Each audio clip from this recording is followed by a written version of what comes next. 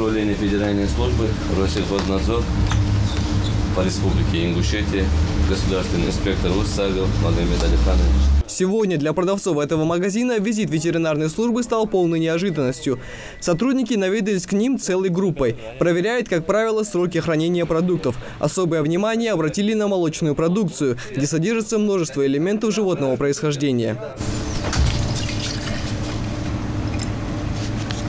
В этом магазине продают разливное молоко, которое, возможно, не соответствует государственному стандарту качества. Данная проба будет отослана в Ставропольскую межобластную ветеринарную лабораторию для исследования.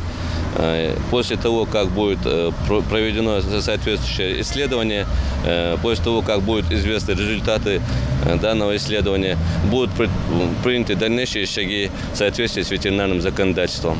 Пробу молока сотрудники взяли не случайно, ведь ранее в нашем регионе были зафиксированы случаи сильного молочного отравления. Сотрудниками ветеринарной службы такие рейды проводятся часто. В основном проверяют ветеринарные посты, наличие документов, а также ветеринарных справок. Микаэл Тангиев, Сокол Кусеев, Новости 24.